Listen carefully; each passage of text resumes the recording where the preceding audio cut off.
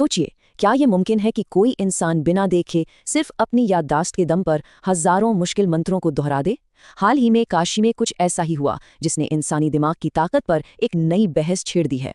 तो चलिए आज इसी हैरान कर देने वाले कारनामे के पीछे का राज जानते हैं। 2000, जी हाँ, पूरे 2000 वैदिक मंत्र। और ये सुना है एक 19 साल के लड़के ने सिर्फ अपनी याददाश्त के दम पर। लेकिन रुकिए, ये कोई मामूली बात नहीं थी। जिस तरीके से ये मंत्र पढ़े गए वो इसे लगभग नामुमकिन बना देता है। तो ये हैं देवव्रत महेश रेखे। इन्होंने शुक्ल यजुर्वेद के 2000 मंत्रों का दंडक्रम पारायण सिर्फ 50 दिन में पूरा कर दिया। अब जरा इस बात की गहराई को समझिए। ठीक यही कारनामा आज से 200 साल पहले हुआ था, और तब उसे पूरा करने में 100 दिन लगे थे, और देवव्रत ने इसे सिर्फ आधे समय में कर दिखाया है। मतलब ये वाकई में एक बहुत बड़ी इंसानी कामयाबी है। अब जाहिर है, जब कोई ऐसी हैरान कर देने वाली चीज होती है तो बातें तो होती ही हैं। इंटरनेट पर एक बहस सी छिड़ गई है। कुछ लोग कह रहे हैं कि भाई आज के ज़माने में इसका क्या मतलब, तो वहीं दूसरे लोग इसे इंसान की दिमागी ताकत की एक ज़बरदस्त मिसाल मान रहे हैं। लेकिन सवाल तो अपनी जगह है, आखिर ये होता कैसे है? कोई इंसान इतनी सारी मुश्किल जानकारी को बिना एक भी गलती के अपने दिमाग में कैसे कैद कर सकता है?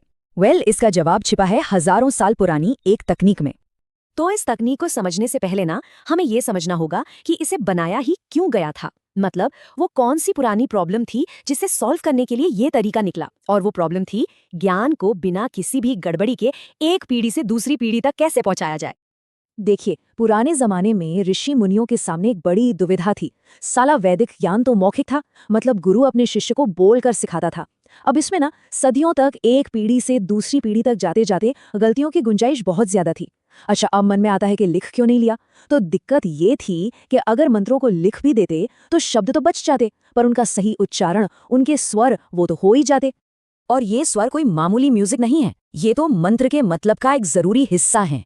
वैदिक परंपरा में 4 मेन स्वर होते हैं: उदात्त, अनुदात्त, स्वरित और प्रचय। और अगर ये जरा भी ऊपर नीचे हो गए ना, तो मंत्र का पूरा मतलब और उसका असर ही बदल सकता है। इसीलिए सिर्फ लिख लेना काफी नहीं था। तो फिर इसका हल क्या था? हमारे प्राचीन विद्वानों ने एक बहुत ही शानदार जप प्रणाली बनाई। और ये सिर्फ रट्टा मारना नहीं था, नहीं, ये एक पूरी साइंटिफिक व्यवस्था थी, जिसे डिजाइन ही इसलिए किया गया था कि याददाश्त में कोई गलती हो ही न सके। वेद पाठ के ना मोटे तौर पर 2 रास्ते हैं। पहला है प्रकृति पाठ। इसमें मंत्रों को सीधा सीधा उनके नेचुरल ऑर्डर में पढ़ा जाता है। ये समझने और सीखने के लिए है। लेकिन असली जादू तो दूसरे रास्ते में है, जिसे कहते हैं विकृति पाठ। इसमें शब्दों को बहुत ही कॉम्प्लेक्स, आप कह सकते हैं कि मैथमेटिकल पैटर्न में बार बार दोहराया जाता है। क्यों?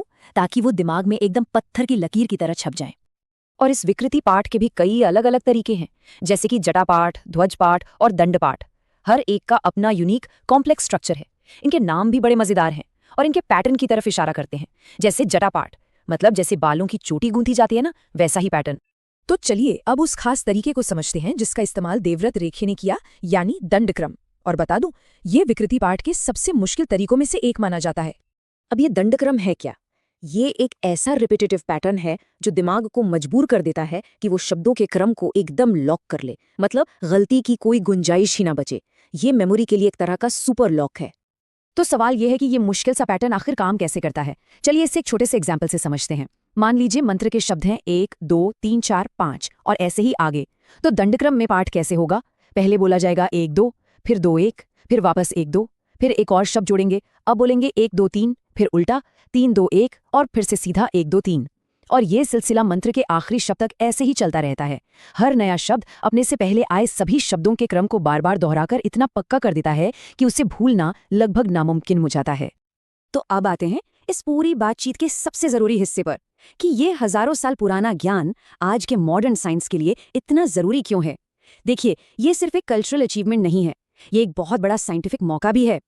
ये बात इस पूरी उपलब्धि का निचोड़ है कि ये हमारे दिमाग की स्टोरेज और रिट्रीवल कैपेसिटी पर एक जीता जागता नेचुरल एक्सपेरिमेंट है। साइंटिफिक कम्युनिटी के लिए तो ये स्टडी करने का एक सुनहरा मौका है, और इससे सीखने की गुंजाइश तो बहुत ही ज्यादा है। कॉग्निटिव साइंटिस्ट ये स्टडी कर सकते हैं कि दिमाग का हिप्पोकैम्पस एरिया इतनी सारी कॉम्प्लेक्स जानकारी को स्टोर कैसे करता है। स्पीच थेरेपिस्ट घंटों तक पाठ करने वाले इन लोगों की वोकल मसल्स की स्टडी करके स्पीच थेरेपी को और बेहतर बना सकते हैं। और तो और ADHD या उम्र के साथ याददाश्त कमजोर होने जैसी समस्याओं के लिए भी यहाँ से कोई नया रास्ता निकल सकता है। इसे ऐसे समझिए, जैसे साइंटिस्ट किसी टॉप एथलीट की फिजिकल लिमिट्स को स्टडी करते हैं ताकि इंसान के शरीर की हदों को समझ सके, ठीक वैसे ही ये कारनामा हमें इंसानी दिमाग की ताकत के पीक को, उसके शिखर को समझने का मौका देता है। ये तो मेंटल परफॉर्मेंस का एक ओलंपिक लेवल का एग्जाम्पल है। और ये सब हमें एक बड़े सवाल पर लाकर छोड़ देता है। अगर हजारों साल पुरानी सिर्फ एक तकनीक हमारी याददाश्त की समझ को बदल सकती है, तो सोचिए ऐसा और कितना प्राचीन ज्ञान होगा जो हमारी आज की मॉडर्न प्रॉब्लम्स को सॉल्व कर सकता है। ये एक ऐसा सवाल है जो हमें सोचने पर मजबूर करता है कि शायद हमें अपने अतीत से अभी बहुत कुछ सीखना बाकी है।